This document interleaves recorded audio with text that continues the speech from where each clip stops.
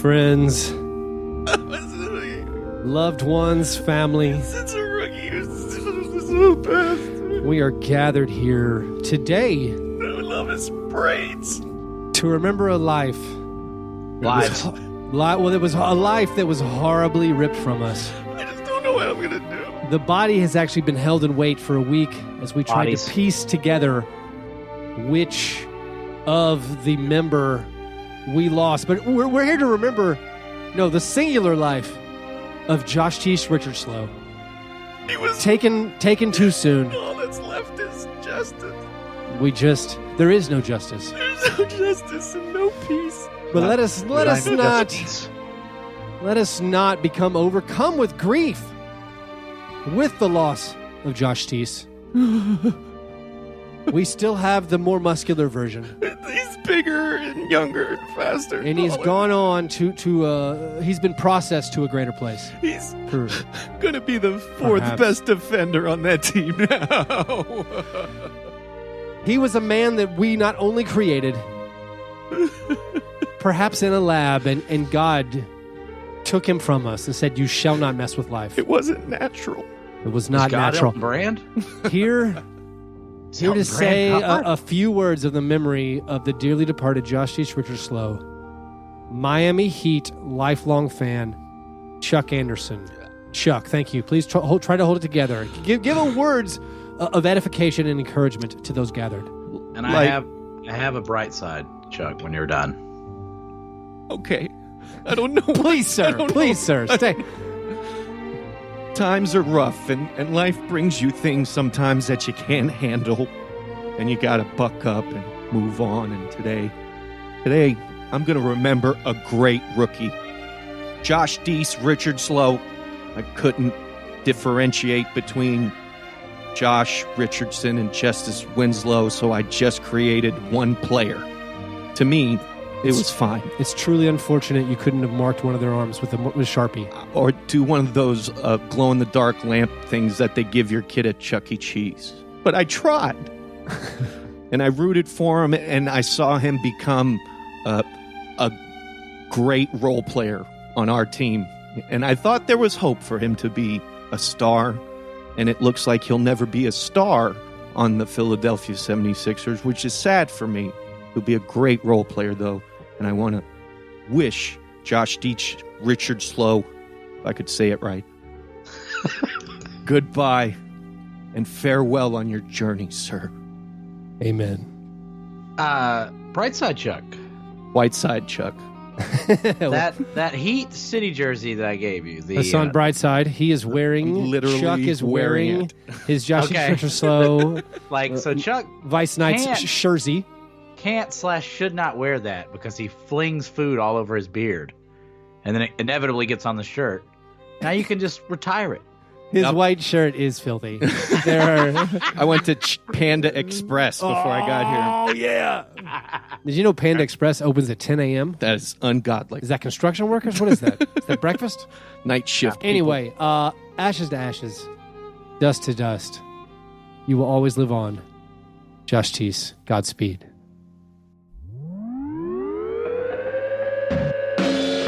All right, and welcome to Fast Break Breakfast NBA Podcast. My name is Keith, here once again with my buddies Chuck in the flesh, in Josh Richardson, White Knight, Miami Heat, De Palma jersey, Vaporwave.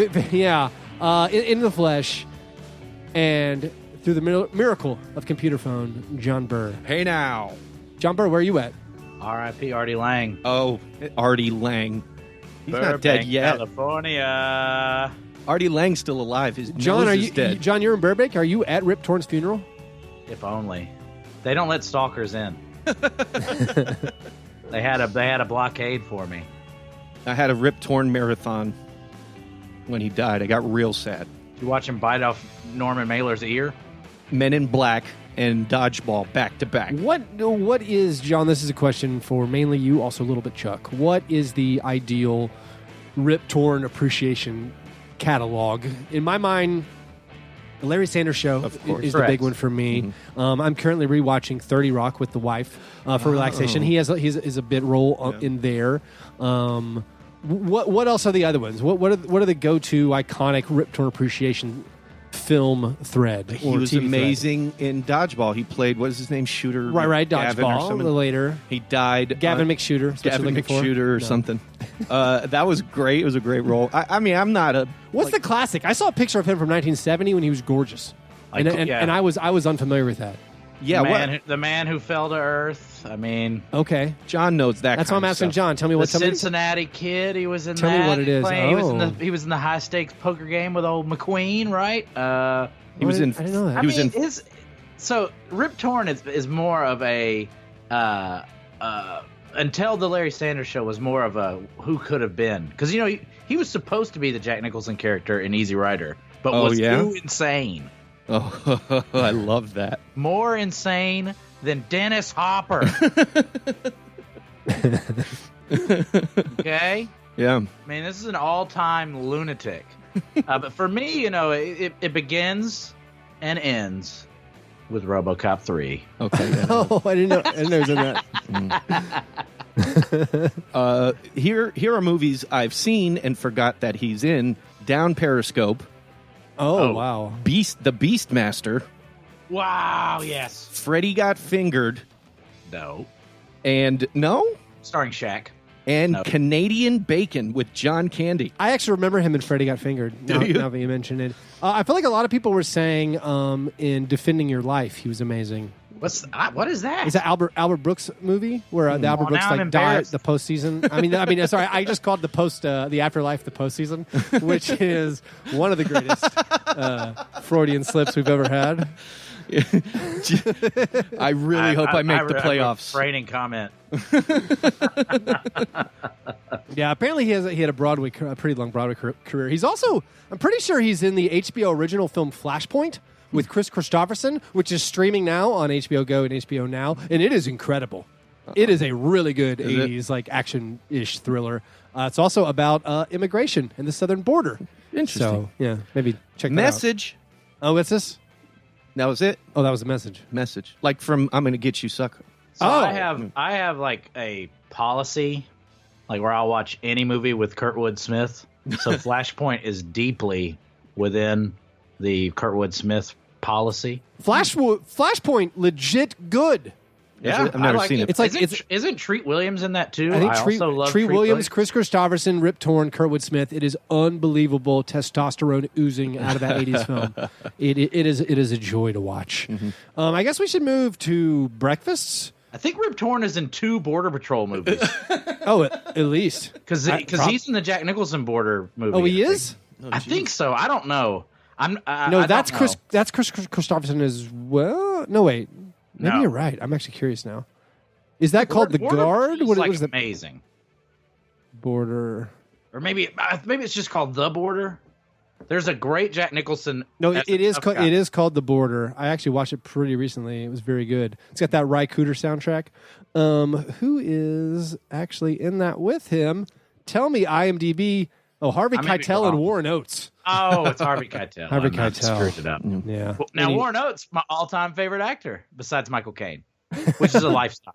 You're just Michael throwing Caine's a names. lifestyle. Okay? A lot of names being thrown around. You don't have Michael Caine as your favorite actor. You have Michael Caine as your style icon. Gotcha.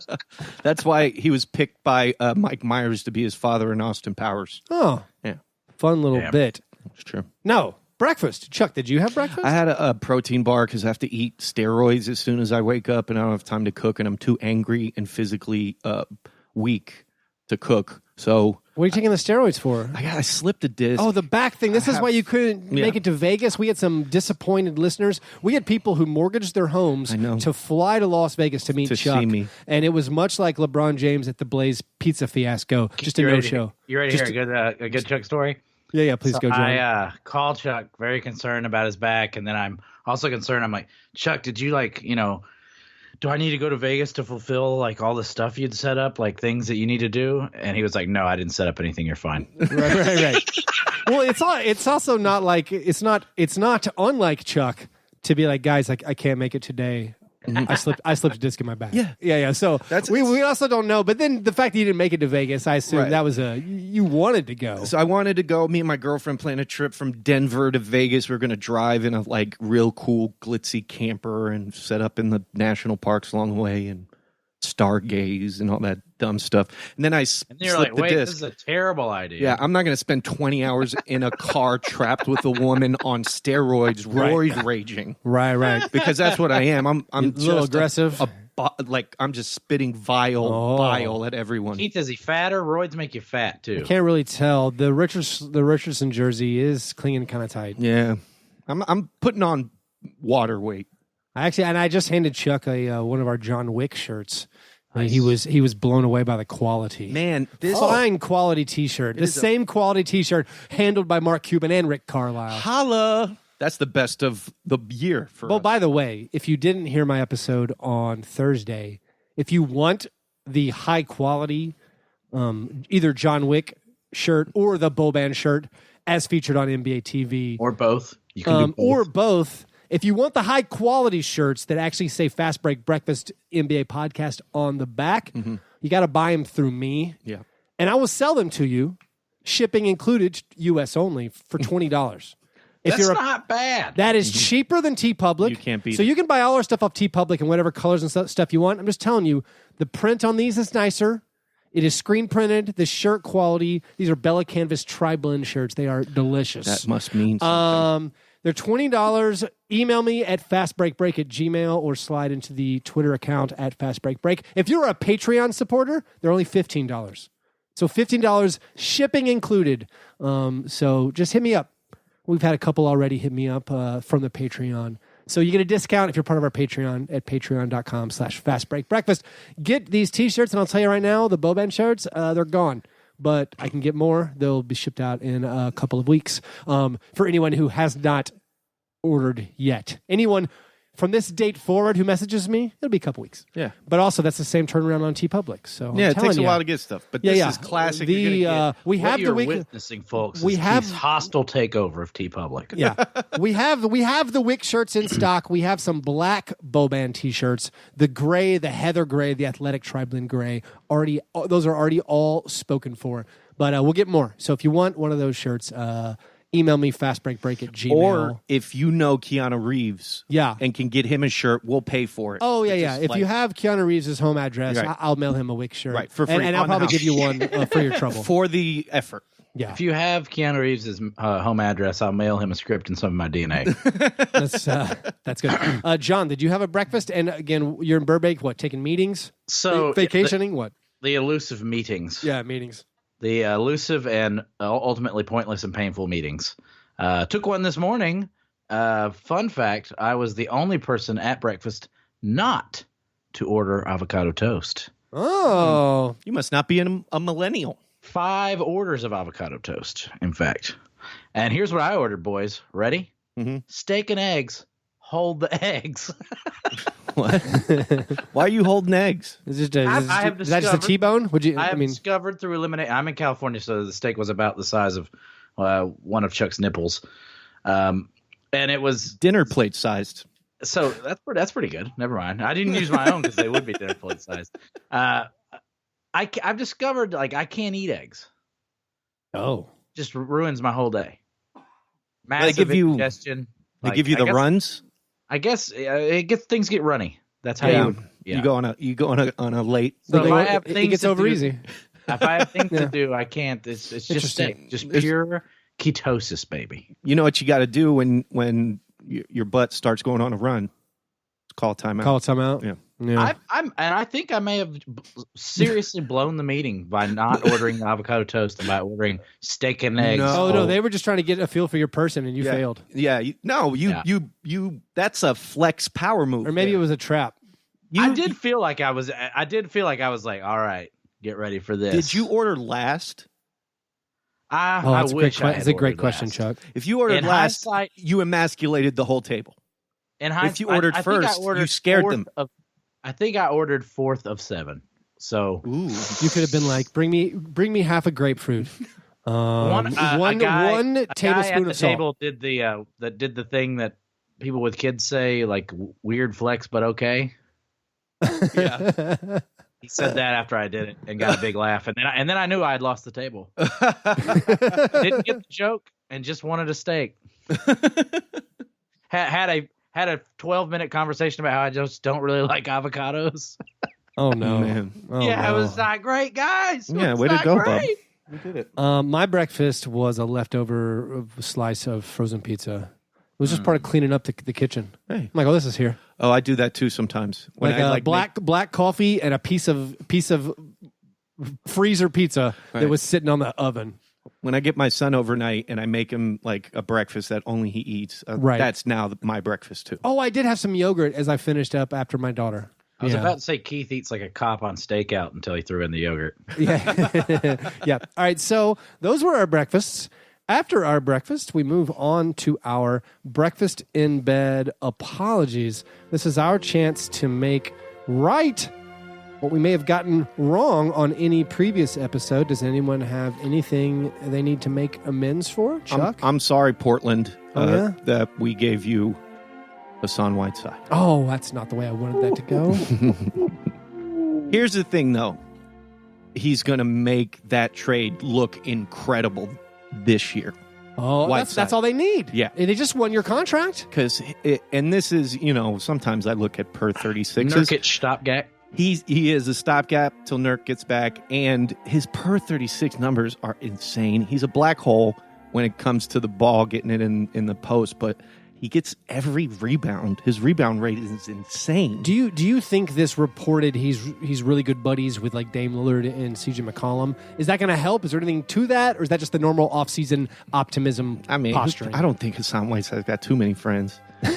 We are getting there. He's got boys. that fish tank and that assault rifle he lost. Those are his only two buddies. Yeah, no, I think I saw his Snapchat when it was announced. He's very excited to be around some shooters, which is great. And now he's going to, and in his defense, those two will, space the floor a little bit better for him and help him maybe in the post. And yeah, I think it's a good situation for everybody. Myers Leonard gets to come work on his tan with his hot wife and, all that stuff. Miami is going to love hammer time in Miami. The Leonards. Chuck, I actually recommended you to one of our listeners, Tara, who does the Portland Blazers podcast. She was looking for Miami Heat writers, and I was like, well, Chuck's a big Heat fan, and he actually is vaguely optimistic about the Whiteside trade. So that's a good angle. I don't think it's a bad thing. You get contract Whiteside, which, if you guys remember his last contract year, he had like 5 blocks. The only thing better than contract year Whiteside is NBA 2K ratings year Whiteside, trying to get that rating up. Or Whiteside running around the locker room trying to show his speed to get his 2K speed rating up. So I have a pretty big apology. Something I actually normally we apologize just to fill the show requirement of the apology. I'm not sorry for anything. Frequently we say things factually incorrect. We can fix those. Yeah, I feel bad about this. This guy Matt. His Twitter is Grizzlum. He had let me know. Grizzlum. Yeah, LAM. His Grizzlum. He's a good dude. He's a good Twitter follower. Yeah, he's a good Twitter follower. But he had messaged me about the various prop and future bets available at the Westgate in Las Vegas, and he's like, "Hey, can you place a bet for me?" And I said, "Sure." So I make it to the Westgate. Which again, it's like a $12 Uber to get there. So one day when I'm leaving the games, I take the Uber over to the Westgate to check out these props because he told me about this Brandon Clark 300-1 bet, 300-1 Rookie of the Year, Brandon Clark future bet. So I messaged him on Twitter. Like I don't have the guy's phone number. I messaged him on Twitter. I was like, "Hey, what were you thinking for this bet? Well, what do you want to put down?" I don't hear from him. I put $20 on it. So I know how this $300-1 $20 ticket is going to pay $6,000. Win Brandon Clark wins Rookie of the Year.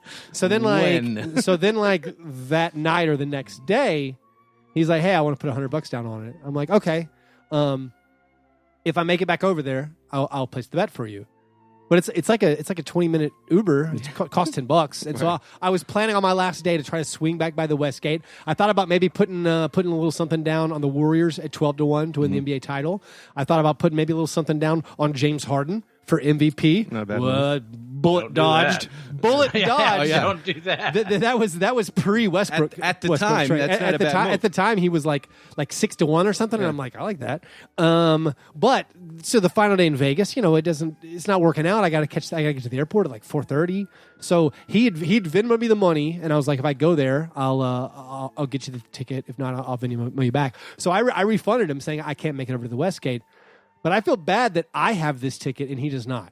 So yeah, he DM'd me. I'm sorry, Grizzlum. He DM'd me asking. He thought I was in Vegas too. Yeah, and I guess yesterday or today, he tweeted out, "Is anybody still in Vegas?" And I think he's trying to. No, he's trying because Brendan Clark had like 23 and 14. Yeah, he's like, I need to put money. So on he's this. asking. So John, can he make this bet online with like I guess the Westgate probably isn't taking bets from Tennessee, but he could do it at like betonline.ag or something, right? Yeah, or he can just make that bet with me right now. I told him the same thing. All right. I told him the same thing. Is you can lay that money with me if you want. I'm probably not going to pay you $6,000 if you win. I wouldn't tell him to lay it with you. I might tell him to lay it with John. I don't know. But like, it's very. You do not have to go to Vegas to bet, folks. John, do I owe him a finder's fee though? Like, would it be courteous to tip him if because I did not get his ticket, right? But I have a ticket. Certainly, you are what is called a middle or a meadows in this scenario, and you if you are running a bet for him, you are entitled to a percentage. No, I'm not running a bet for him. I'm saying I have my own ticket that I bought because he let me know there was a 301 Brandon Clark for Rookie of the Year bet available out there. Getting to some real gray area. Yeah. Is this gray area? So like I wanted to. I think you're committing fraud. No, I think you took the information, placed your own bet. I think we need to contact the Securities Exchange Commission. I think the nation of Grislam may have a case here, folks. But like I texted the betting slip to you guys to show you guys. I want to tweet it, with like the stuff blacked out. But I feel wrong tweeting it because he doesn't know I have a ticket unless he listens to the show. Let's see if he finds out. Yeah. Somebody will DM him and let him know. Anyway, I know you. I know that this wasn't done with malevolence in your heart, but no. I placed my bet. I was waiting to hear from him. I'm like, I haven't heard from him. Keith loves long shots. I'm getting out of here. Yeah. Anyway, John, do you have anything you need to atone for? So I'll get into the reasons why later, but I've watched as little Summer League as I've ever watched. Aw. Yeah. I feel bad, like I've let the listeners down, but we'll get into why, just exactly why. And something happened that made it as such, but I apologize, folks. It's a one-time thing. Usually I get super into the Summer League. I think Summer League's a lot of fun.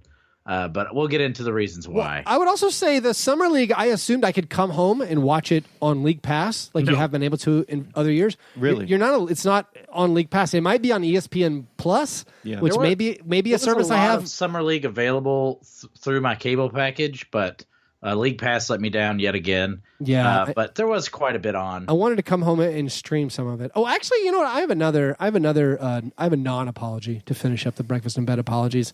I was going to apologize because Serena Merchant, who's one of our power listeners, and she writes about the WNBA and the Lakers and the Clippers. Another great Twitter follow. Great Twitter follow. She had pointed out that I keep saying that the Nets haven't used their own first-round pick or they're going to go a decade without using their own first-round pick.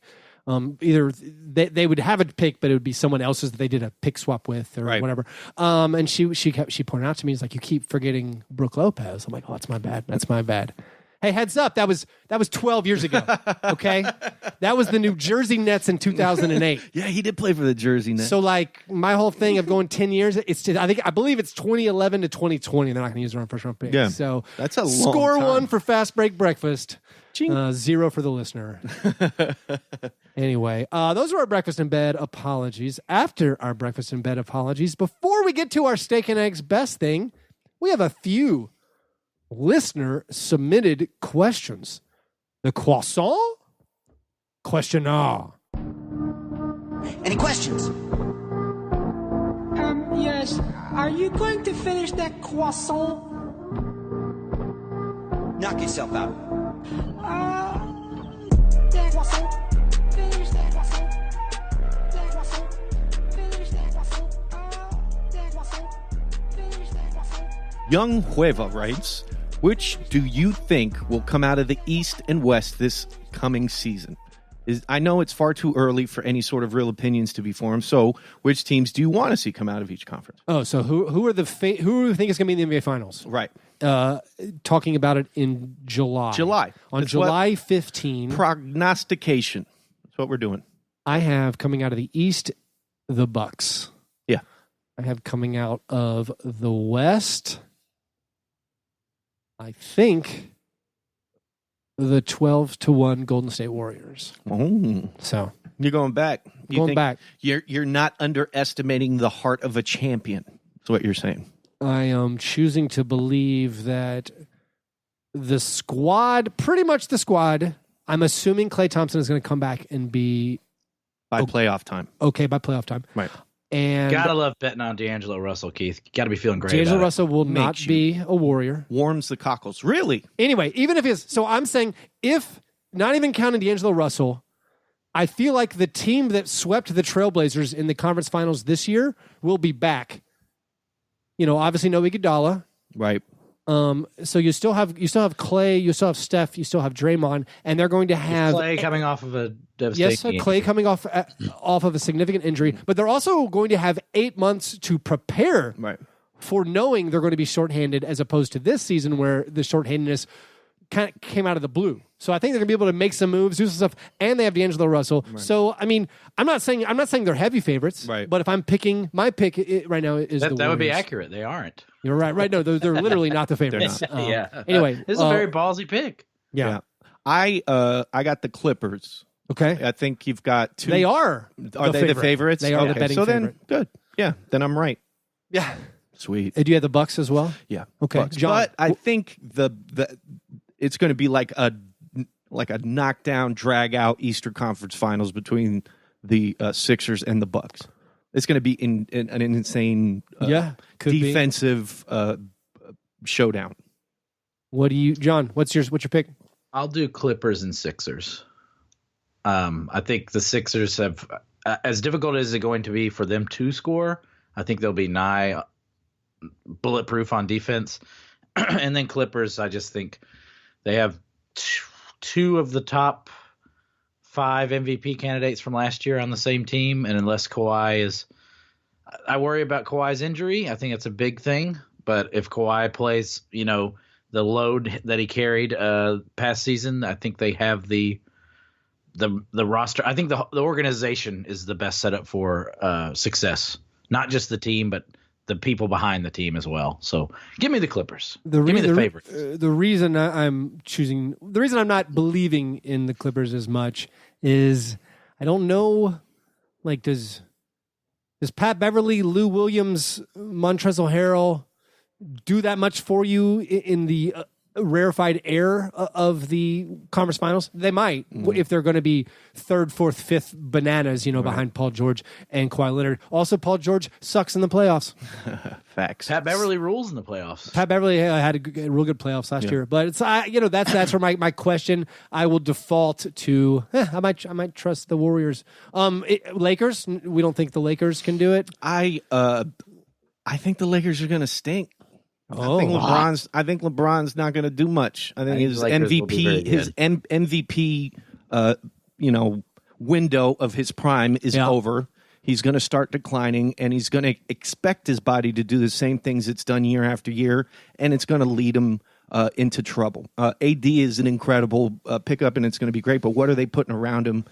We saw the AD Boogie experiment before, and it was short. Lived after Boogie got hurt, but I don't think it's going to be that type of team.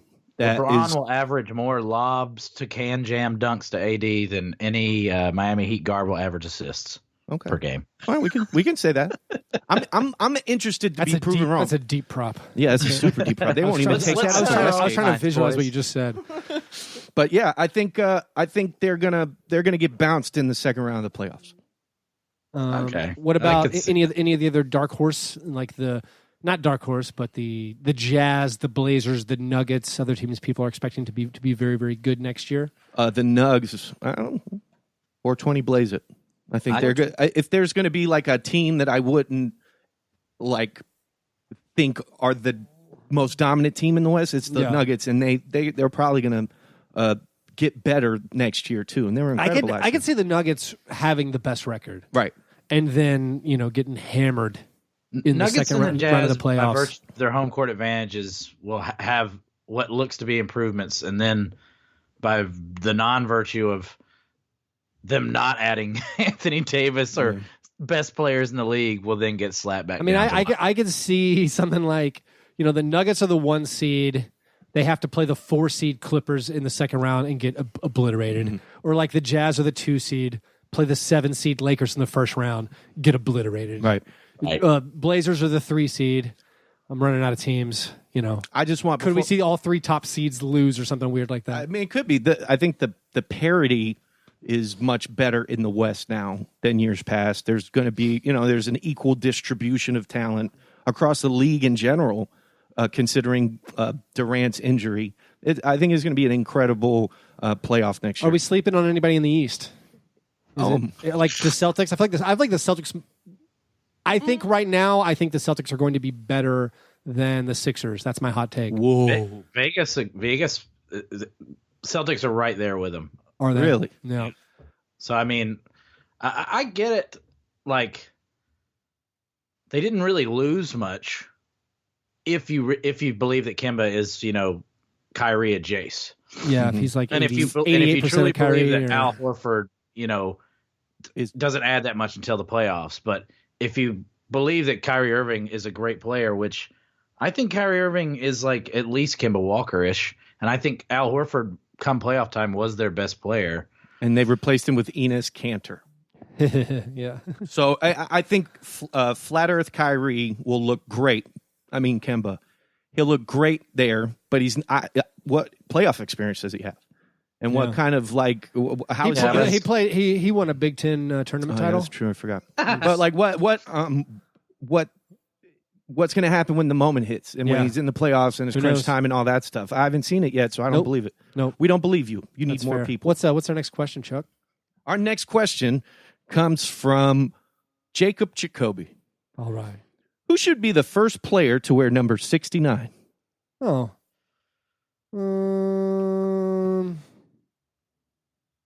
There needs to be a California I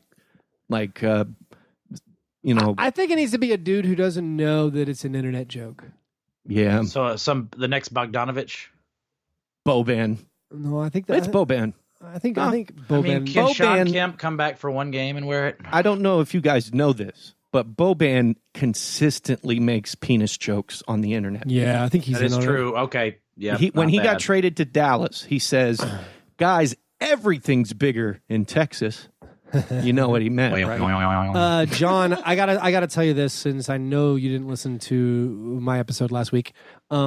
I gave some Serbians. You're not supposed to listen to a podcast you're on. It's fine. I tried to figure out what to apologize as other people know, we don't ever talk in person very frequently. This is our communication. Some Serbian scouts saw the Boban shirt and lost their minds. No way.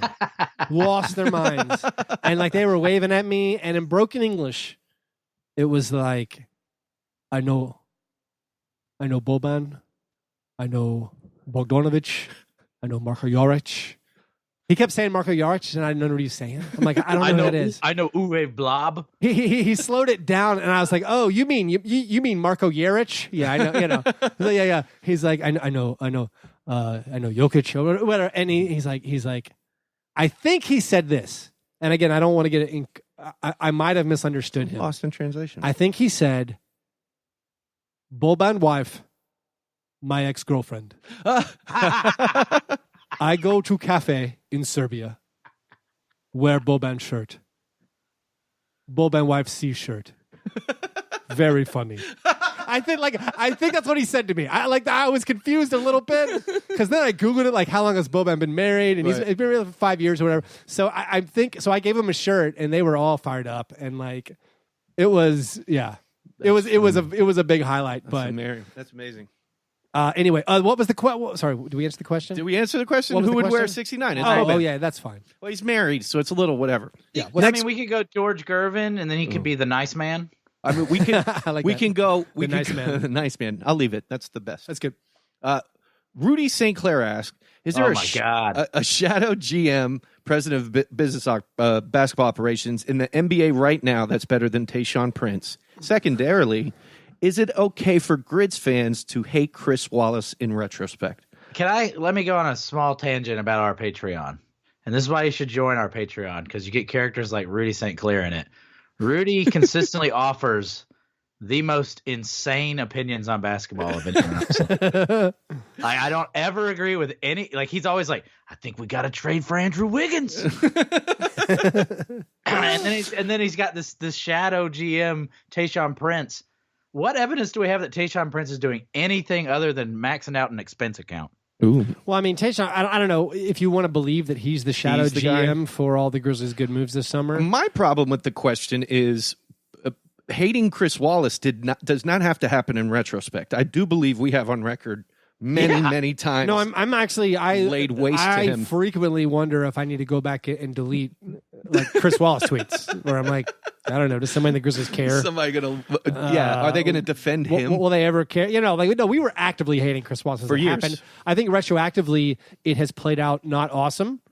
For him. Like for him, if Yeah. he want, I mean, technically he's still a Grizzlies employee. Right. John Hollinger was at NBA Summer League, and his outfit screamed, "Yeah, I'm still employed, but they don't listen to me anymore." He's like, I'm supposed to be Okay. here, but they don't care what I say. They're like, "Hey, yeah, John, could you write your scouting reports? Yeah, just write them in a notebook, and then turn them in, and then I'm gonna put those in the trash." This is like sad that my career aspirations have never been like, oh, I want to be Daryl Morey and like king of anything. I always just wanted to get successful enough to be like Hollinger. yeah. Right. Paid like $300,000 a year to do jack. To really have much to do. Where he's just like, yeah, I'm wearing loose fitting shorts. I'm wearing flip flops. I'm wearing a Jimmy Buffett shirt and just like sliding around the summer league. Yeah, they don't even Got a Nintendo Switch in they my car. don't even like they leave my texts on red. They don't nothing. Anyway, if you want, Rudy St. Clair, big power listener, has his own podcast, the Hustle Points. Hustle points. Hustle I'm Points. gonna have to start listening it just for these Alex Jones dark conspiracies he throws out, or trading for Andrew Wiggins is the secret sauce. Didn't he say something like, "I know, is this crazy? He was. But I feel like we could trade for Wiggins now." And I'm like, no. He also was over the moon about Tyus Jones. Oh, Tyus Jones seems like a good one. I mean, he's not. Rudy's got takes, and the takes are fun. The Grizzlies next year are going to have like 4 games where they score 58 points. And by the way, Rudy moved to Nashville, and he's trying to make me his weed dealer. And I'll tell you, that needs to stop right now. All right, last question. But our Slack is filled with Rudy St. Clairs. Yeah, they're great Get folks. on it. And we love him. Patreon.com/fastbreakbreakfast. Rudy being a Patreon who moved to Nashville, and we were cool with it. Yeah, we're Yeah, like, that's yeah, cool. come on. Love Kebab 69 asks, Yoder/Love Kebab's team query here. Oh. What are some of the best NBA bromances, past and present, can also be more than just 2 players, i.e. Timmy, Manu, Tony? Darius Miles, Quentin Richardson springs to mind. That's a great one. yeah. The Darius Quinn Richardson, and also, current, the Bobby and Toby. Toby, Zebo, and Mark. That was always, And then Mark and Mike also. And then Mark and Mike. But And Zebo, Tony and Zebo, the same, all that core 4 were very good they were buddies. all close together. Zebo showed Mark how to roll a Dutch master, like 3rd year in the league or something. Rashad McCants and Kevin Garnett once were best friends. This one. I did a deep dive on a very random website. There is a poem that Rashad McCants wrote to Kevin Garnett, and I cannot verify its accuracy. I've tried. I've done multiple times, but there is a very long and weird poem that I will post on our Patreon Slack that you guys can read if you go take a look at it. I think you just outed Rashad McCants as a KG Twitter sock puppet. I don't think this was. When I think of, sorry, I can't verify it, but I'm going to put it out there. That's why we're not reading it on air, because it's a little homoerotic. This isn't real. I'm putting Chuck's it on getting Slack catfished right again. now. I mean, I feel like great teammates, and I don't know if they were buddies. Like I think of like Paul Pierce and Antoine Walker is inseparable, but do they hang out off court? I don't actually know. I don't think Paul was taking financial advice from Antoine. No. You know who was What about best friends? James Jones and LeBron James? Do they count? Mike Beasley, Mario Chalmers. Oh, that's a nice Actually, one. Beasley and Kevin Durant were best friends. They went to the same high school, graduated a year apart. I know this is based off of one picture of them both stoned to the bejesus belt, but let's go with Steve Nash, Dirk Nowitzki. Oh, they for sure are besties. They seem like You it. know who are really close? Who were really close? Oliver Miller and pizza. I was going to say Dirk Nowitzki and scammers. Brad Daugherty and NASCAR. All right. Well, those were our listener questions. Oh, wait. Oh, what's this? I hear something. Oh, what's that? It's a song. Oh. Dinklage, Peter Dinklage, Peter Dinklage, Peter Dinklage, Peter Dinklage, Peter Dinklage. So, Game of Scones? Game of Scones. This is from a Sporkle article. I've mailed it in. But what I'm going to do is name an NBA player, and one of you will, when you know the answer, say Ross and Rachel. Okay.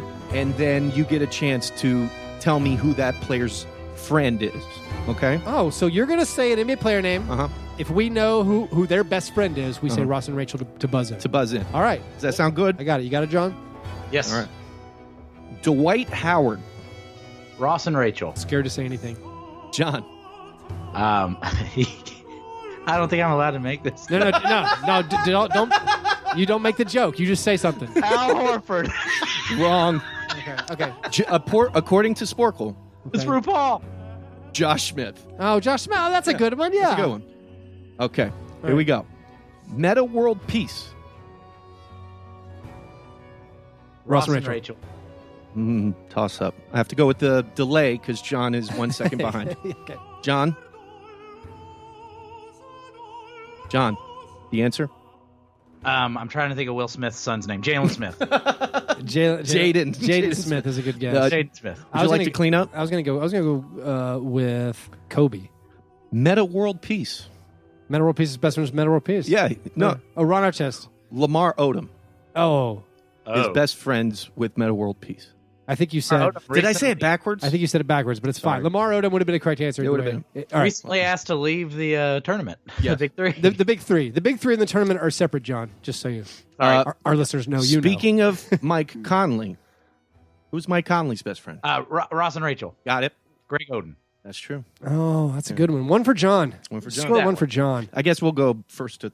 Well, I don't have that many. Give a joke answer, but I will say Yeah, Greg Oden's penis as well. Yeah. Okay. Greg Oden's penis. Chris Webber. Ross and Rachel.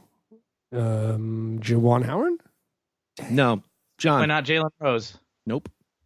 Jason Williams, White Chocolate. Oh, I did not know that. Mm-hmm. You can't say definitely not in a name because that counts as saying the name. Next up, John Wall. Ross and Rachel. Keith. I got Boogie Cousins? What? That's correct. Yes. I said it first. Come on. It only sounds like you said it first because of to the you Skype. maybe. Okay. That does make Here's a lob. Jared Sullinger. Ross and Rachel. Got it. Is it Evan Turner? Nope. Oh. Jared Sullinger. Ross and Rachel. What's up? Huge plates of food. Right. Close. Trey Burke.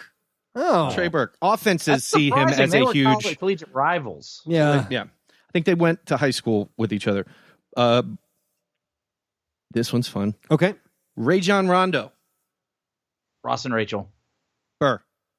Connect Four, the game. You have to pick a person, Brad. Come on. You got one? I'll say Kevin Garnett. Close. I was going to swoop in with a Kendrick Perkins. Oh, Keith from the top rope. Yep, he's got one. What's the score? Where are we at? I'm up 2-1. All right, we only have a couple more left, and whoever has the most wins. Chauncey Billups. Russ and Rachel. Richard Keith. Hamilton. Yes, that's it. Rip Hamilton. That just a pure guess.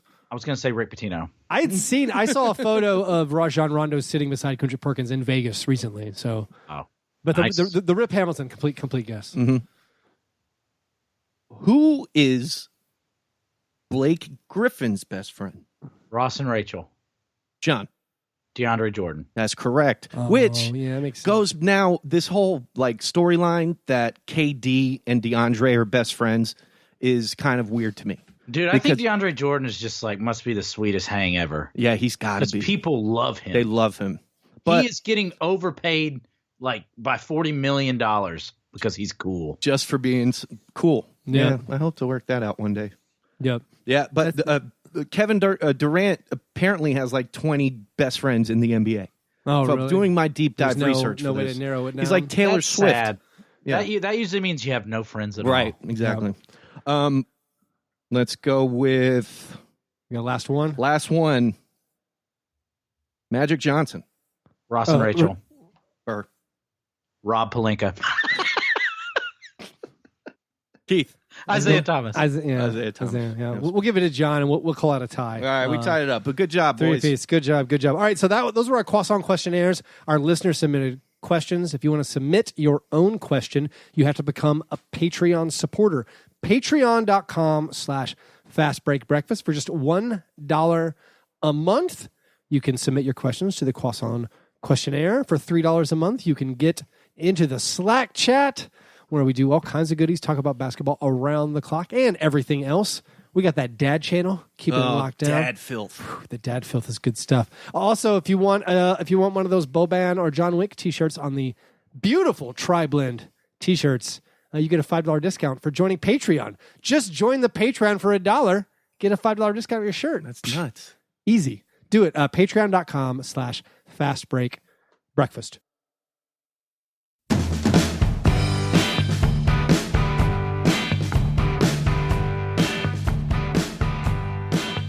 We're not quite done with the croissant questionnaire. We have the OG, original, biogenesis croissant questionnaire. This whole thing was started with me asking Keith questions about Summer League.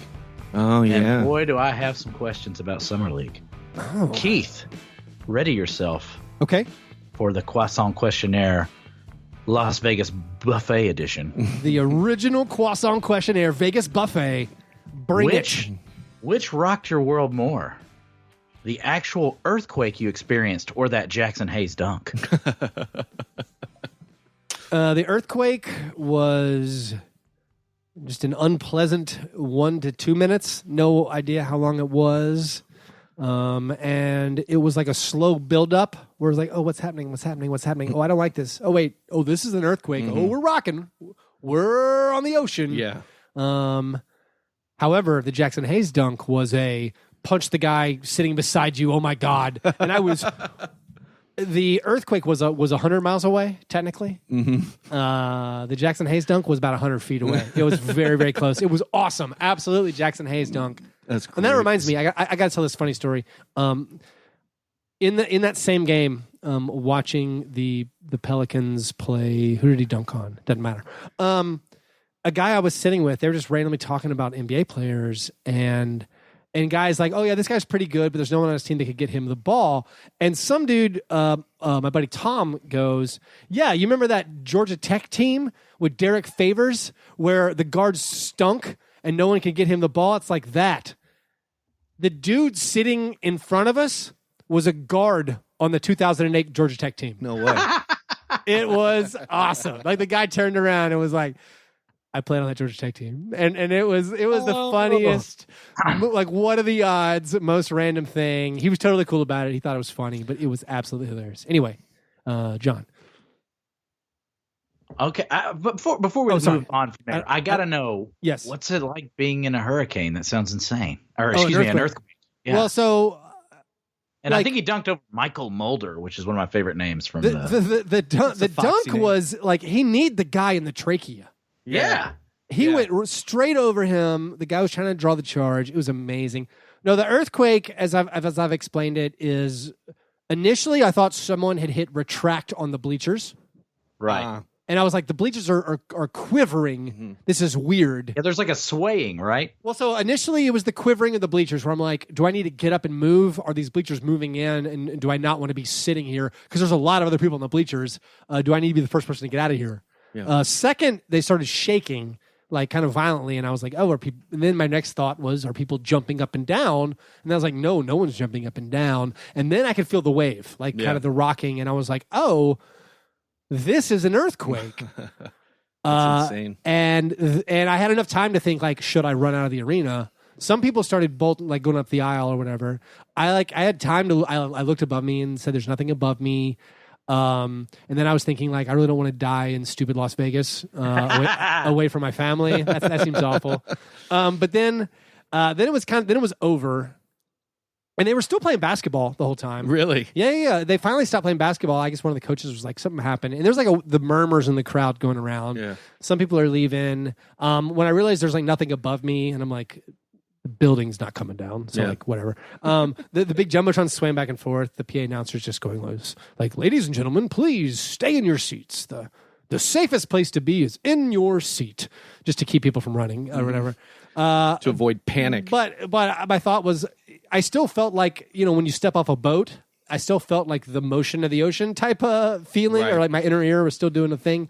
And I was like, that was crazy. I did not like it at all. But then immediately after, I'm still in that was a life experience. Cool. Yeah, you got to check that off. I got to check that out. And I did lived through an earthquake, and it was pretty fun. So that's my earthquake.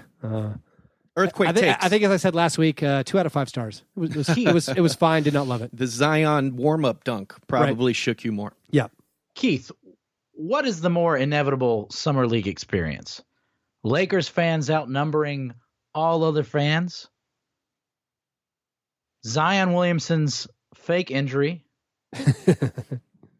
Or Grayson Allen's breakout quote-unquote performance? Going to the Zion Williamson fake injury, they'd announced before, or it had been reported before Summer League, he was only going to play 2 games. So I guess he did get a bruise or something, but I feel bad for those. He played 9 minutes? Yeah, he played 9 minutes. I feel bad for the people. Did he score like 12 points in 9 minutes, though? I think he scored, I can't remember. He had 4 or 5 dunks. I do feel bad for the people who paid scalper prices. Yeah, sure. There was a lot, man. Yeah. Like those Friday night tickets were going for hundreds of dollars. Yeah. I mean, it was worth it for 10, 15 minutes. Was crazy exciting. Right, Everyone stood up everyone stood up waiting for him to run out into the court. People stood up throughout the entire warm-ups, and he delivered like 3 just ridiculous plays where you're like, that's it. But I mean, as I said on the show last week, he was just so big in like a bad way. Like, it seems like he needs to lose a lot of weight. Most inevitable is just like, I mean, it's the Lakers fans. The Grayson Allen breakout, he's actually been atrocious the last few games. I'm not referring to that performance. Oh, you just mean getting thrown out in the flagrant fouls? Apparently, I'm talking about 3 technicals and an ejection in summer league. I feel like he actually had taken it pretty easy last year on the Jazz. I don't think he got many flagrants, but I was flying during the game he got ejected. I saw the clips, and none of them were like. It almost was like the Draymond Ron Artest. Like, if that wasn't Grayson Allen, does anybody care? Right. I don't know. Yeah, I think. I also saw your boy. Surely was. I also saw your boy Grant Williams, who he flagrantly fouled, deliver an unbelievably dirty screen that people were passing around. Like he blindsided some dude on a screen that was like right before the flagrant foul. So, you know, it was a chippy game. So that is the game that I watched. Gotcha. And that is the game that made me unwatch. Right. Grizzlies lost by 30 something. Yeah. Because I finally get to tune in, and then my least favorite addition to my favorite team immediately does what he's known for. While, mind you, and I think this is the real reason they got him, because he was just murdering Grant Williams on consecutive plays. Yeah. And it was no longer basketball. He was just trying to find ways to hurt Grant Williams, who was a Vol. And it was just absolute torture. But I don't want to dwell on that. But that is why I stopped watching. It ruined the whole summer league for me. What was the non-Brandon Clark breakout performance from summer league for you? Can't say Brandon Clark. I mean, all those Pelicans dudes looked really good. The Jackson Hayes, the Nikhil Alexander-Walker. Kenrich Williams. I love Kenrich Williams. A guy I mentioned last week on the show, I want to say his name's Kendrick Nunn. Oh, Nunn from Miami. From Miami. Yeah, he looked That guy good. was amazing. Yeah. Yeah, Kendrick Nunn is his name, making sure. It's a guard, right? Yeah, he's a guard. Somebody needs to get assists there. He was jumping over everybody. He seemed faster than everyone. Yeah. Just really twitchy, as they say. Mm-hmm. He was moving really well. I don't know who else.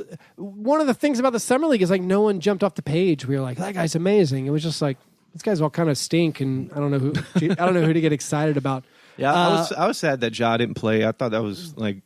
Yeah, man. It's kind of when I bailed on it. I didn't want to watch the Heat because I was afraid Tyler Hero was going to get traded. Tyler Hero was good. Yeah, he did look good in a couple box scores. Bruce Brown was good. He's playing for Detroit for the Pistons. I'm trying to think if there's someone that I didn't say on Thursday's show that was good, or I can't.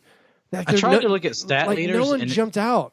It was so funny because you'd be like, "Is this an NBA player or like 1960s filmmaker?" Because listen to the rebound leaders, like Jared Vanderbilt and Terrence Mann. So it's funny you say those names, John. That actually reminds me of a song.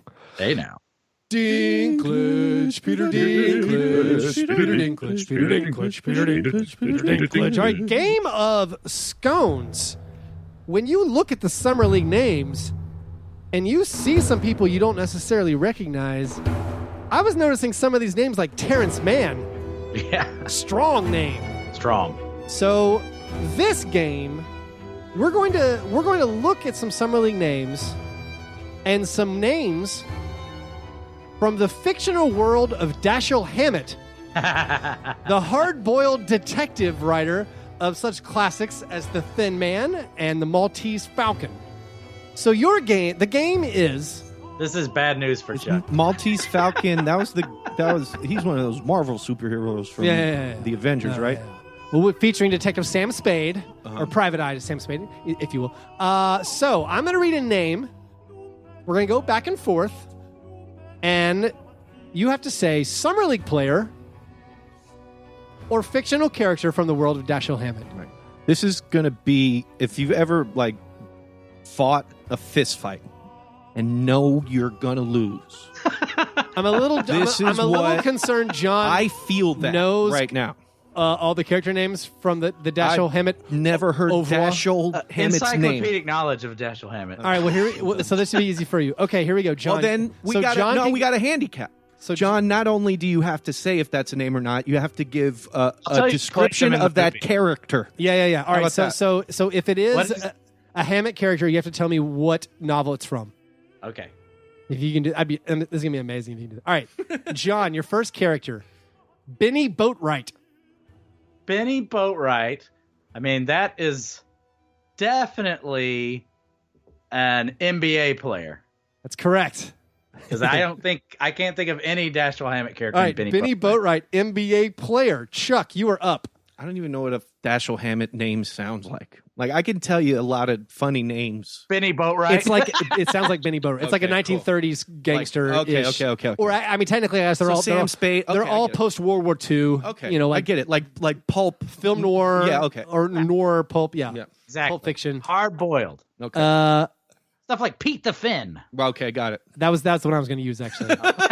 I was going to go with Pete the Finn for literally crossing it off. Pete the Finn. I swear to God, he just did. Red Harvest. Matt Costello.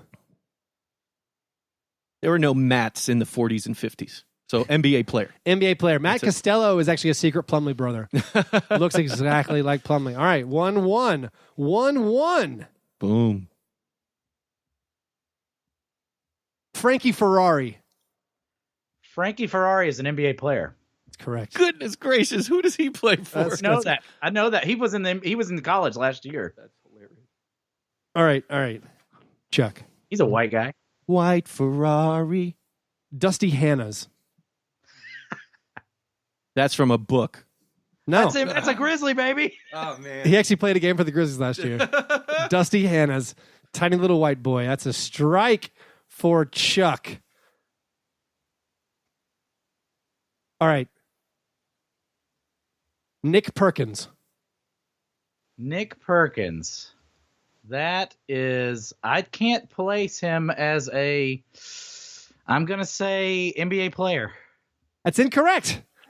Dashiell Hammett character from the novel Red Harvest. Really? Yeah, that's a strike for You John. stupid idiot. Sorry. All right, You're wrong. Chuck. This is your wheelhouse, and you failed. Jack I don't Salt. remember that character at all. Jack Oh, Salt. no, that's a book character. No, Nobody's, NBA player. Goodness gracious. Well, you said it like you can't say it like that because that sounds like you're looking for him. There's a poster of him wanted for $15,000 dead or alive. All right, John. Christian Jorgensen. Christian Jorgensen. I'm going to say that sounds like, because in the Thin Man there's a Mimi Jorgensen. I can't remember Christian Jorgensen, but I'm going to say that is definitely Thin Man character. That is from the Thin Man, Christian Jorgensen. Very, very impressive. All right. I dispute this, Nick Perkins. Red Harvest is my favorite book. I think you're screwing up. Chuck. Max Struess. Every single one I've said, book. So I'm going to keep it up. Book. No. Max Struess. Max Struess, just like Jack Salt, New Zealand guy. No. All right, John. His roommate. Jock Landale. Oh, come on. Jock. Jock Landale. That is an NBA player. Also an NBA Meet player. me in the club. It's going down. All right, What we got? Chuck. Book. Shep Morelli. That's the book. That's the book. There's no way there's a Shep Morelli. That is from the Thin Man. That's correct. Chuck.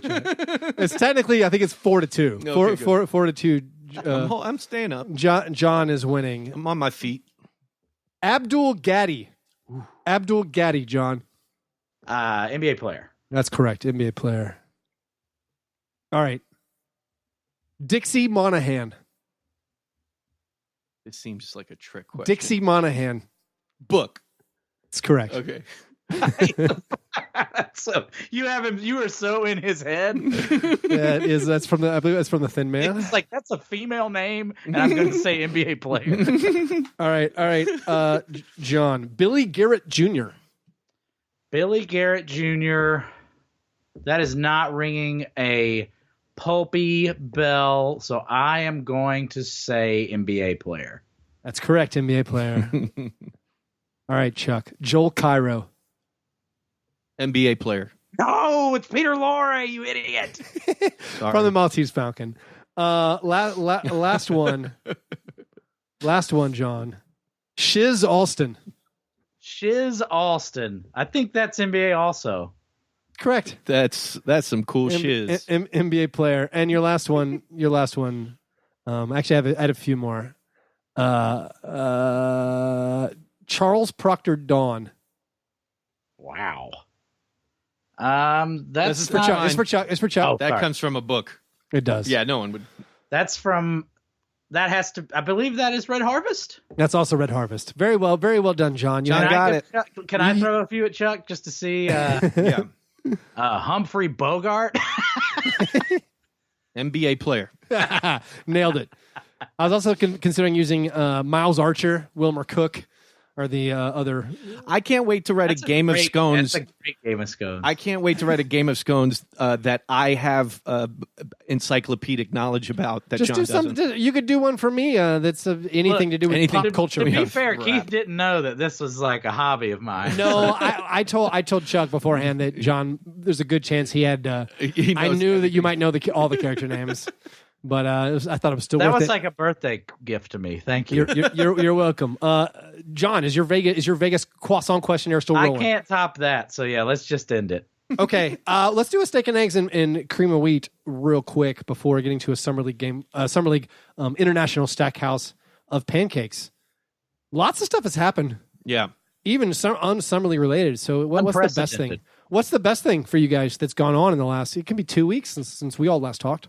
For me, it's just instilling hope in the Grizzlies franchise, having something to look forward to after, a couple of like desultorily bad years.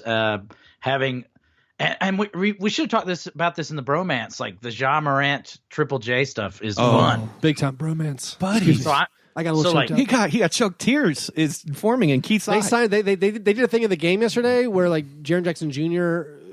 asked for John Morant's autograph. Like he climbed up into the crowd to ask for his autograph, and John Morant was like writing it all out, like this stuff he wanted to say. And you can see on the piece of paper he wrote "best friend." So sweet. So sweet. I love that wholesome stuff. Well, Put it in my veins. They're both 19. Yeah.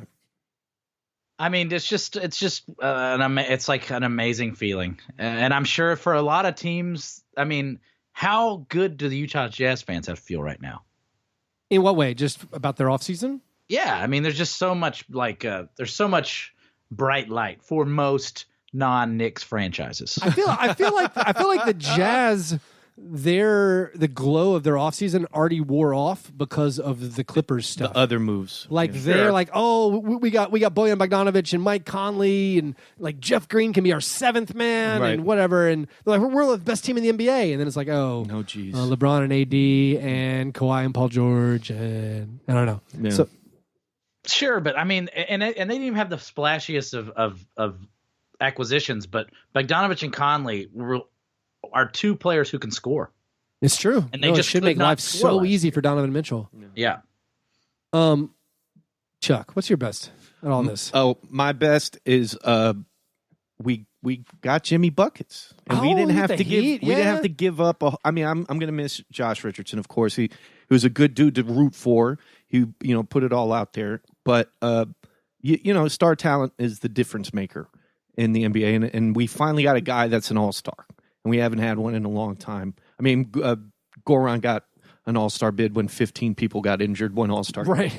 But other than that, we haven't had like a valid, true all-star since Bosh. The Goran D'Angelo Russell honorary Eastern Conference All-Star, not actually an All-Star. Exactly. Like you get to put it on your Wikipedia page, but everybody knows. No. Right. So yeah, like my team, the squad I root for has actually got a dude now. We haven't had a dude in his prime since Bosh. Butler's in his prime? He's 30. I guess. I mean, he's got He tips. needs to hang on for a couple years so they can recruit in a couple years. Yeah. That's like the whole... Yeah, that's the thing. And he's going to be a stopgap. They're going to make the playoffs. If you don't think they will, you're probably right. The Shade Master. My best thing is, I mean, numerous. One, like John said, the Grizzlies are everything's turning up roses. We're winning the offseason for the first time ever. I don't know if it'll translate into actual wins. This is like a weird experiment, like a what if an NBA nerd draft website ran an NBA team, because they're doing all the things that they want in that way. Like all the super high analytics player that maybe eye test Twitter doesn't love, like a Tyus Jones, a Kyle Anderson, right. The draft with the Brandon Clark, with the John Conchar on the two-way contract, a guy that like analytics Twitter is just crazy for, a guy who takes one shot per game, gets 8 boards and 4 assists and 2 steals. Also, by the way, this is breaking news. Woj has not touched this one. Satnam Singh, who is a Dothraki. Oh, I thought he it has was the largest arms I've ever seen in my life. I thought Satnam Singh was a Premier League team. So Satnam Singh is actually joining the Grizzlies for training camp, according to his trainer and another guy on Twitter. I don't know if it's legit. Has not been confirmed yet. I thought you broke this. I did. I'm breaking it. It's not official. Oh, okay, got you. It hasn't been confirmed, but I'm just spelling it out again. I tweeted a picture of Satnam Singh. I was like, hey, Satnam Singh's here, whose rights were traded in the Darrell Wright sign and trade. Excuse me. DeLon Wright. Sign and trade. Not Dwayne Wade's best friend. Right. I was like, Satnam Singh's here. That's weird. And someone's like, it's not. Someone demon was like, it's not weird. He's going to be a Grizzly. He's going to be on a training camp deal. But that guy's arms are going to throw Brandon Clark and Jaren Jackson Jr. all around Memphis. Yeah. When training camp comes. Also, I enjoyed running into some people I'd never met before. I liked running into Ben Golliver from I guess what is the National Washington Post now? Can't remember. He's in LA. He's got the Open Floor podcast. He told me he really liked one of my tweets, yet does not retweet, but wanted to let me know that he thought it was humorous. That is like real weird. Like an in-person pat on the back. Hey, buddy. Hey, bud. I thought that was very humorous what you tweeted last night. I don't really retweet, but good job. I don't. And legit, really it made me really happy. And you like this guy? that? And this is Well, he's got like a very above board, very dry basketball thing. It's just I all don't know who basketball. he is. So I just, He doesn't retweet the jokes. Also ran into my favorite NBA referee, Monty McCutcheon. Monty McCutcheon, who There he is. he hasn't been working on the floor in over a year because he's moved up to the administrative role. The man is tanned, relaxed, and bearded, and is gorgeous. Is he going full Don Nelson? No, he's not going Miami Vice. The Don Nelson. He Up looks your game, Monty. you know how Brett Brown used to be like the most handsome man in the world, but he's done like the presidential aging. Oh my God! This is a man who's done reverse presidential aging because he was like clean shaven, boring little crew cut military haircut, clean shave, pale. Because he's working on these games, he has to fly 200 flights a year or whatever. He's now just living the good life, observing the referees. Like tan, like he's been working outside, giant silver beard, amazing. So all you got to do is come on Fast Break Breakfast. So touch base with him. He's going to come back on soon great. to talk some NBA rules. So that was the good stuff from those are my steak and eggs from Summer League. Opposite of that, cream of wheat. What's the worst thing? Well, we got flags in the NBA for. What are we doing? Challenge Challenge flags is the for, worst bro? idea. What are we doing? A flag? Is that it? Monty, I'm coming at you. This is a terror. I know Monty doesn't write the rules. I know. But this is still it's terrible. So a decision. flag are you going to throw it on the floor? No. Somebody's going to No, you fall? call timeout and then you do a swirly with your finger. So you swirl a flag in the air. No, there's no flags. Okay. There's challenges. Okay. You call timeout and you swirl your finger. It's a horrible idea. It's only going to be misused. It's only going to make people angry at their coaches. Yeah. Well, which is great because NBA coaches have like this, I don't know, mystical thing. When the team's good, they're the greatest coach ever. Right. And when the team's Brad bad, Stevens. right. Brad Stevens and Eric He was going to be Spoelstra. my example for both. Yeah, for both good and bad. Yeah. Yeah, he is that dude. So, and when Spoelstra can't get a team to the playoffs, he's a bum. When he's going to 4 straight finals, everybody talks about the best young guy in the league. There's this wide berth for a coach's competency. And there are a lot of things that we can debate. But if they make a bad call like that, or if they challenge something and it ends up affecting the game, no. Then now you can see who the idiot is. And John, you pretty much have grown to hate replay in all sports because they never get it right. Isn't that correct? I just don't. I think what it adds is so like a utopian ideal that cannot be attained. Yeah, perfection. Well, so we've learned whenever a defender knocks the ball out of bounds when someone's dribbling, now that we have HD cameras and slow-mo replay, we've found out that actually it grazes the dribbler's fingers. The dribbler's fingers on the way out of bounds. So every time you're playing pickup ball, if someone smacks the ball out of your hands, just like, no, it's off you. I've seen this in slow-mo, and it turns out everyone has been wrong for the history of basketball. Forever. So I don't think it adds that much. We're adding another delay. Already the replays are poorly done. Right. And like the out-of-bounds calls, I don't care anymore. I'm just like, just make a call. Yeah. You can replay if the ball is still in the fingers. Like the buzzer beating shots, I'm still fine with that. Yeah, that's cool. Get the shot right. Even the block charge call, I don't care. Yeah. I don't care. Because like even when they get it right, people lost their minds. Was it 2 years ago with LeBron? There was a block charge call. They reviewed it. They determined it was a block. They got it right.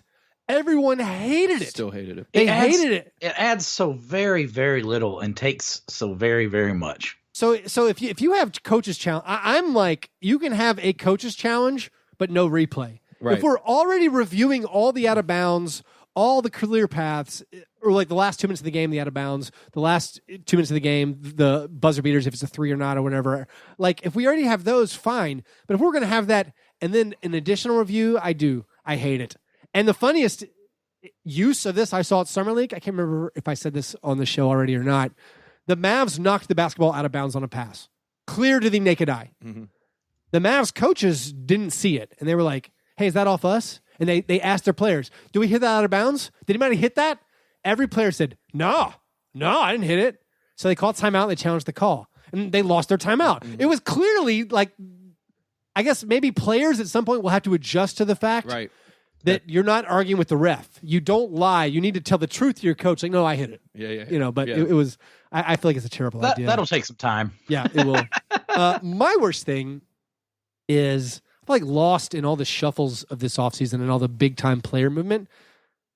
I think the Atlanta Hawks have had a terrible offseason. atrocious. Somehow they got the Evan Turner contract and the Chandler Parsons contract and got nothing for taking those. They just made player for player trades for those two things. They're going to be terrible. They added no one good. Like, they had their draft. We don't know much about their draft picks. Jabari. They got Jabari with a player option for the second year. I got the slide they wrote. I could have apologized on this for Twitter. I got some really angry Hawks fans in my mentions. If you want to look at in total, their 2 years of draft picks and their draft trades, they traded Luka Doncic, and we don't know if they're actually good. They haven't played NBA yet, but they looked awesome. Jackson Hayes. We haven't even talked about who they lost yet. Nickeil Alexander-Walker. That Didi. What's his name? Didi Silva. Didi Silva, who's a Brazilian guy who's playing Summer League. They traded all those guys, and I guess Miles Plumlee, to get Trae Young, DeAndre Hunter, who was bad in his only game, Cam Reddish, who sucks, and Chandler Parsons. Like they got Trae Young, who was awesome the second half of the year last year, but now they got nothing. Trae Young, if you guys follow him on Snapchat, all he does is Snapchat while he drives. Oh no!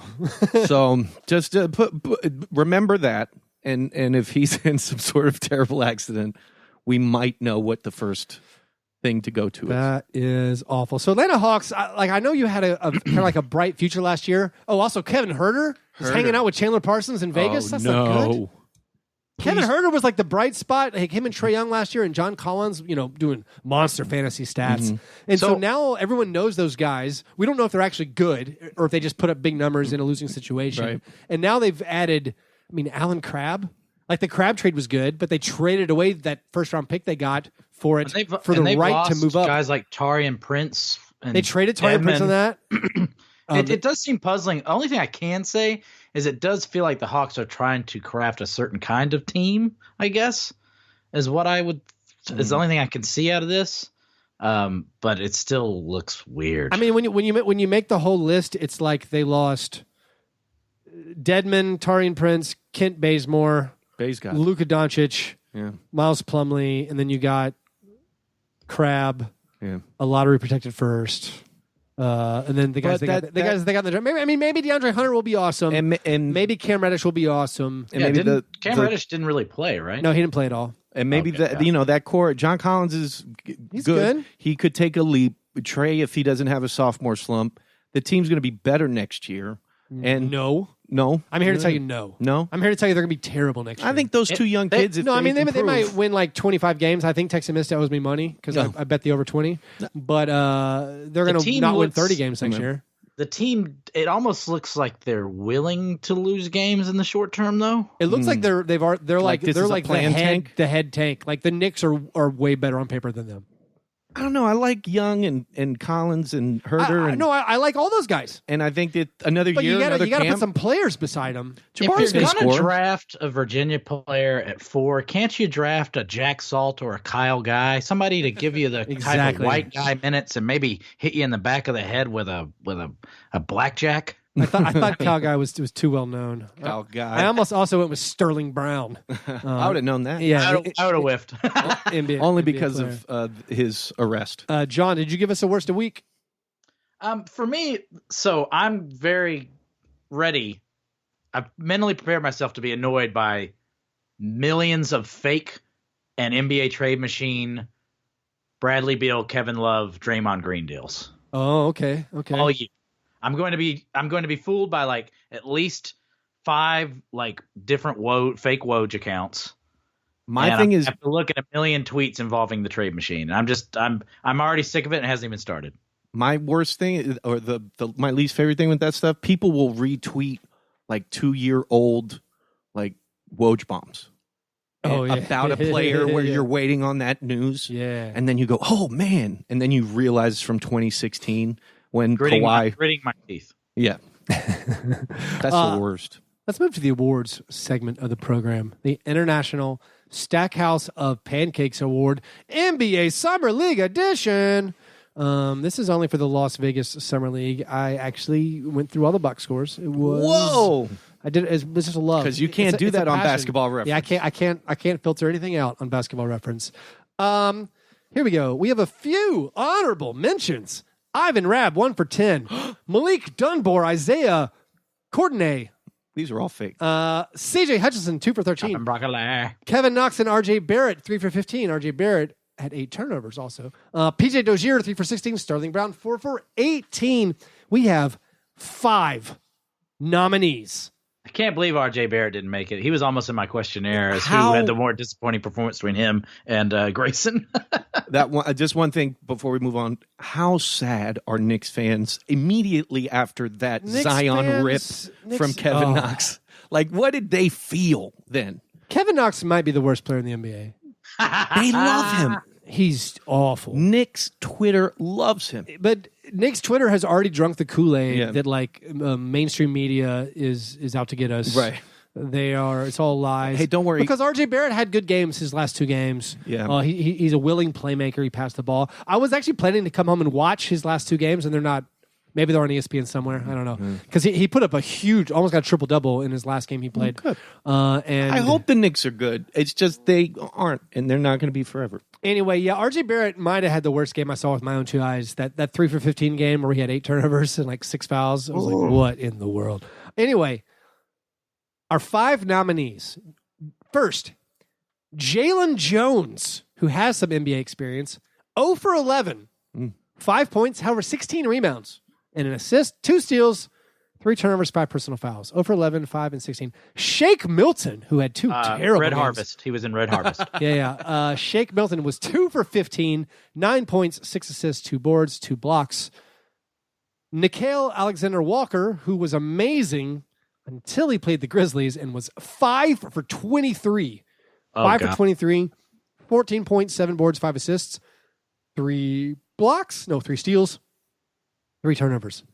Aaron Holiday for the Pacers. Aaron Nora Holiday, Charles' driver and the Thin Man played by Sidney Greenstreet. right. Aaron Holiday, the Pacers had a terrible summer league team, and Aaron Holiday did not look good. I don't know, not much to take from that. But he was 6 for 26. Oh, my Kobe. 6 for 26. He did have 23 points, 4 boards, 3 assists, and a block.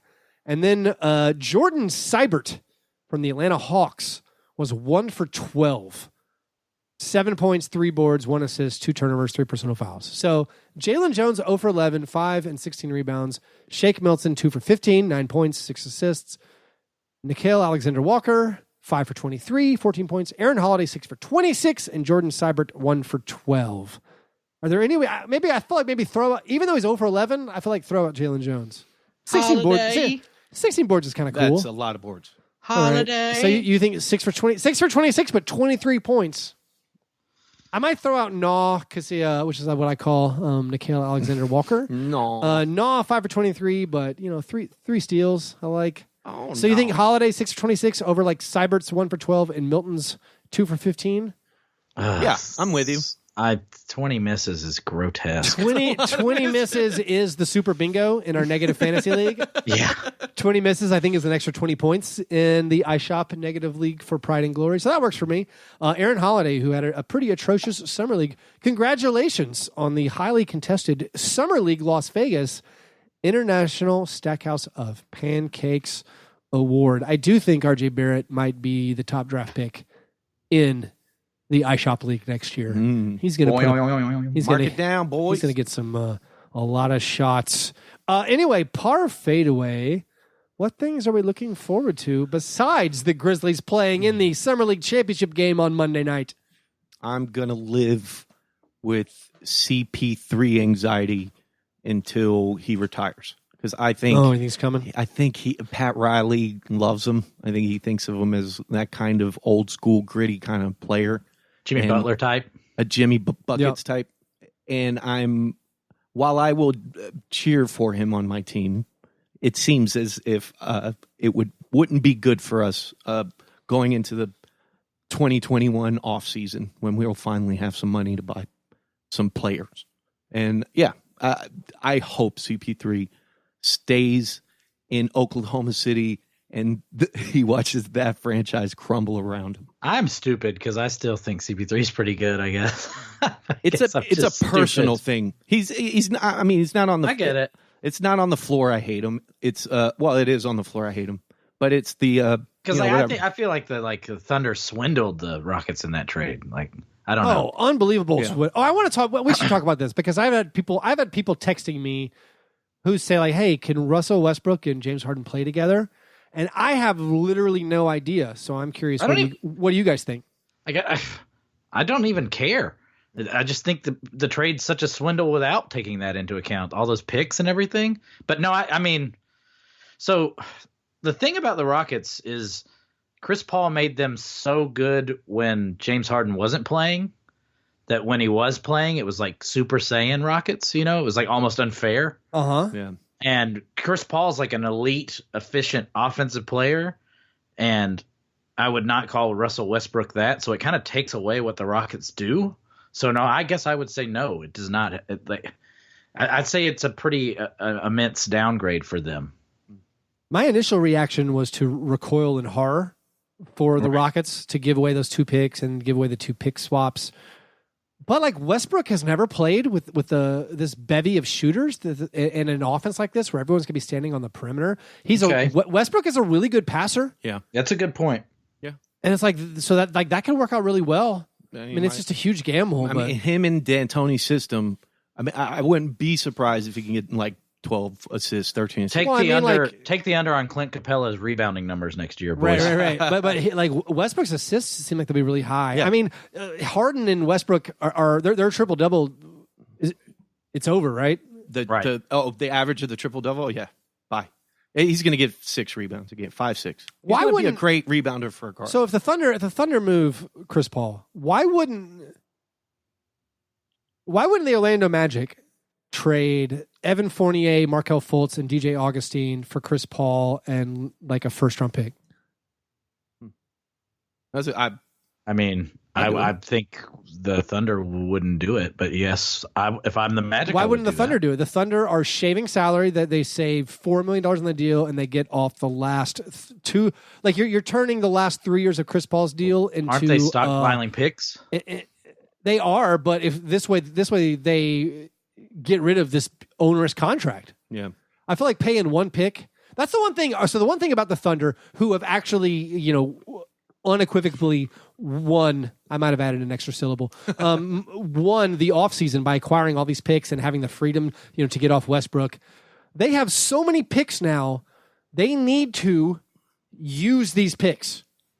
You mean like to turn them into concrete things? They need to use these picks to turn them into concrete things. They need to say, okay, we have 11 picks and pick swaps coming in. We need to use at least 2 every season until they become concrete things, because the closer those picks come to being used, most of the time those things devalue. We saw it with the Celtics, who had all these assets. You didn't actually turn them into anything. Right. They have all this hope. I feel like if they have all these picks, go ahead and use them. If they could trade to get Bradley Beal, do it. Yeah. Go ahead and get a good young player if you can. Use 1 pick to get off Chris Paul. Like if you want to take a flyer on opening up that cap space, or if you can find a young player to bring in, don't just hold on to all these picks and then 1 year you're the Hawks and you have the 17, 21, the 33, and the 35 picks, and you trade it all for nothing. Like, don't be the Celtics who had 3 weird first-round picks this year. Yeah. Maybe I think at least use 1 a year to get something good or get something fun, or to trade it for. It does seem like those later round picks are better used as ammo for something else besides the draft. Also, how do Rockets and Thunder fans handle this? Those are some, in my impression, hateful people. Yeah. Well, Southern Poverty Law Center classifies both fan bases as a hate group, and you're like and you're saying the Thunder fans or Rockets fans, hey, have Russell Westbrook, this guy you hate historically. Yeah. How many tweets were deleted in the past week? I can't believe. Well, yeah, there's got to be so much. These people hate each other. These are hated NBA players, and they've swapped to teams that are universally hated by other teams. You just open arms. Hey, you're on my team now. It's all good, buddy. I don't know. Seems Philly to me. I don't know how I deal with it. Like that 30 minutes when Dwight Howard was a Grizzly. I mean, technically he's still a Grizzly. I've never gotten so many frantic texts in my life, and I'm a guy who gets a lot of frantic texts. Let's wrap this up. Any final word? That's it for me. We did yeah. it. We did it. Long show. It's been a while since we talked. A lot of stuff has happened. If you want to keep off season ahead of us, the conversation going, head over to patreon.com/fastbreakbreakfast. If you want a Boban, beautiful Boban shirt that was held by the likes of Mark Cuban and Rick Carlisle and Serbian scouts, slide into my DMs on Twitter. They are $20. I will mail them to you. That includes shipping. If you are a Patreon supporter, they're only $15. Email me at fastbreakbreak@gmail.com or hit me up on Twitter. Follow us there. Follow us on Facebook and on Instagram. All right, you guys are the best. Thanks for listening. And remember, breakfast is the most important thing.